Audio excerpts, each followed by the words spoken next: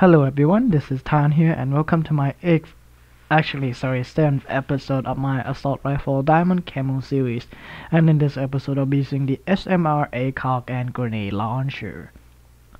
And 2 attachments down, and I have 4 attachments that I need to cover.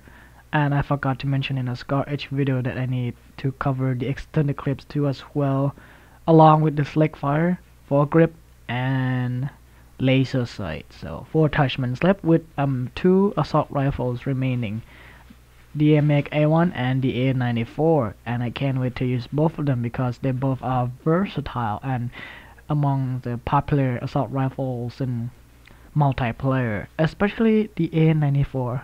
Everyone loves it, right? It's one of the most versatile weapon in the game. So how about the SMR out there? The SMR is a semi-auto weapon with high damage and range. Range is higher than the FL, especially its 2-shot kill range though. But it has lots of downsides when compared to the FL. First, it has high recoil, although your fire cap is slower than that of the FL. Each time you pull a trigger, there's some amount of recoil, and the recoil will become much higher if you fire this weapon fast at medium to long range. So you want to have some trigger control going on, otherwise you're not going to be effective with this weapon, or I suggest you use the FL instead. And it also has low magazine count at 20 rounds and slow reload time too as well, but given the fact that it has a slow fire cap and you need only 2 shots to kill somebody, if you're accurate enough and patient, then this 20 rounds and the reload time is not a big deal at all. The other thing that you need to be careful with this weapon is really position yourself well and trigger control, trigger discipline, blah blah blah. At close range, just fire as fast as you can, but not way too fast, otherwise you're gonna oversample it because the fire cap is slower than that of the FL. Just fire in a good pace. At medium to long range, you want to let the recoil settle until you fire another shot again in an acceptable level, depending on how far you're trying to take down a target though. So, and you need 2 or 3 shots, so just be accurate. If you're accurate, then this weapon is really deadly somewhat, and I do prefer this weapon over the FL because the FL can annoy me sometimes because its 2-shot kill range is rather short and small.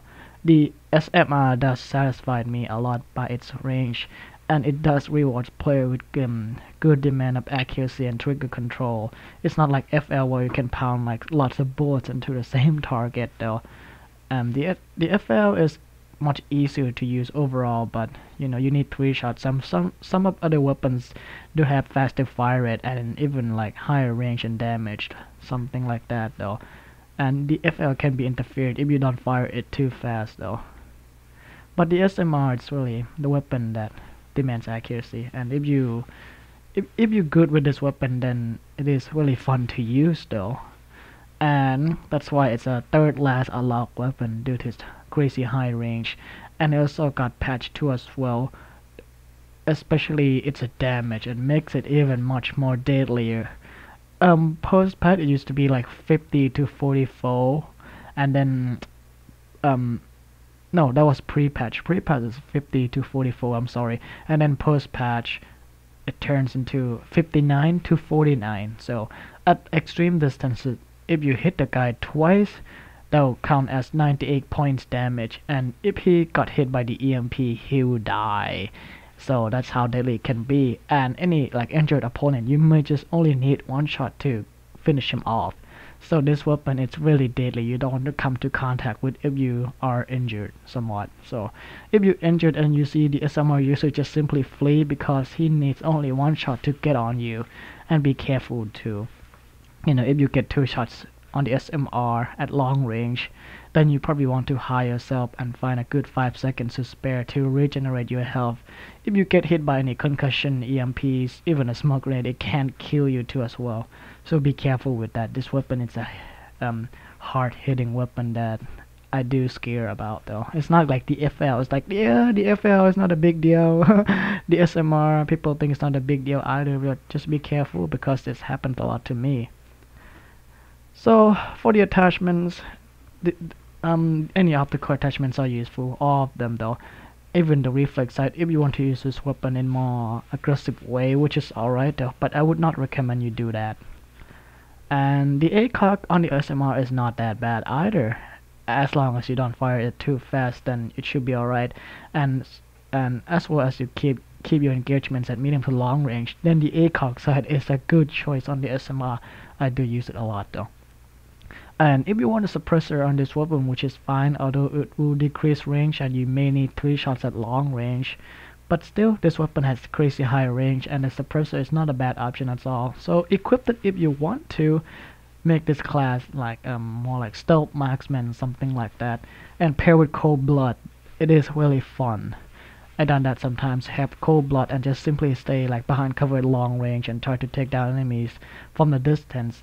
And any like light machine gunners with target finder or snipers with a dual band won't be able to see me because I have cold blooded, and I just simply shoot them silently and boom, I scored a kill. That's one way I use the SMR. If you go loud, then toughness will be a better choice then. Other attachments like quick draw is nice for faster aim time. The FMJ is not bad because the SMR has high damage and also has the high penetration level of the LMG. So if you want to use the FMJ, and let's see if you can tackle enemies behind cover, which is nice, go ahead and have some fun with that because it is easy to kill somebody behind the wall with the FMJ on the SMR. And the MMS too is not bad either because you have the lower penetration of the LMG, just like the FL and other rifles, though. You can penetrate someone with without the FMJ really easily, and with the MMS it allows you to see enemies who are camping and who's hiding like in a smoke screen. So that is really awesome indeed. And you know what? I actually forgot to mention that I need to use the MMS attachment because I haven't used the MMS attachment yet. So there's actually 5 attachments that I need to cover. Oops, apologize for that. So for the MX A1, I guess I'm gonna use the MMS laser sight and extended clips. I know these attachments are weird, but I think I'm gonna use it that way. So it means that the A94 have to use a slick fire and the foregrip. Ooh, that one is a special case though, and it's going to be a special edition video. So, and I can't wait to use them.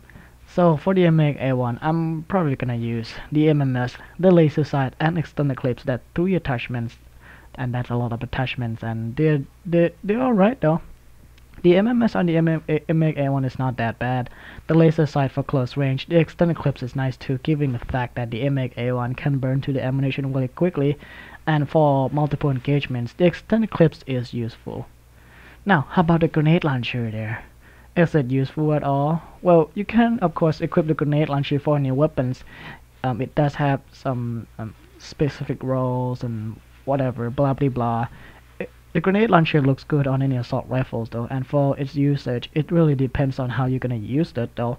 If you use it as a grenadier class, which is fine too, but I use the grenade launcher for finishing up any like injured enemies who escape to cover.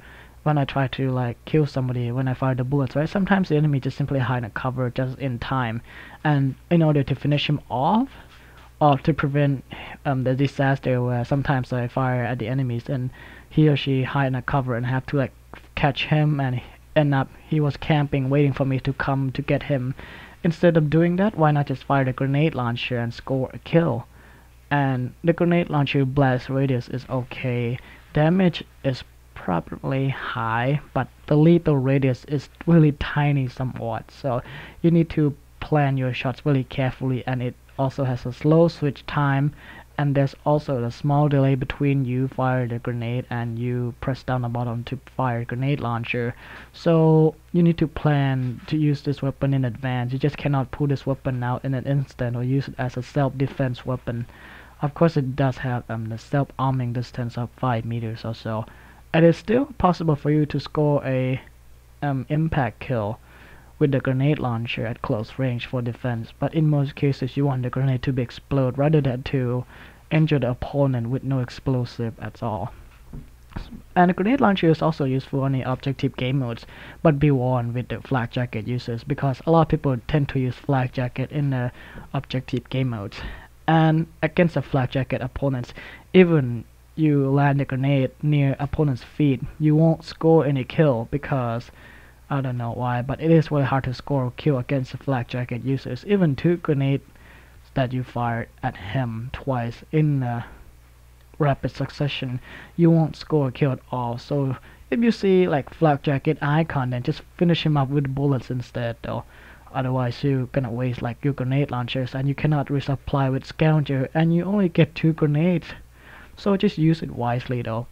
And if you use grenade launcher, it is a good idea to pair this with the launcher, like a small RPG for extra explosive. Or you can even do overkill wildcard and have your secondary have like the grenade launcher, so you can get 4 grenade launchers ammo total, and that's the maximum that you possibly can get. But doing so, you cannot equip the launchers when doing this, so but it's really up to you. I would say that the grenadier class, like grenade launcher, assault rifles, and the small launcher will be a good idea. So that's all for today, and I will see you guys later in the next video with the MX A1, MMS, laser sight, and extended clips. Goodbye.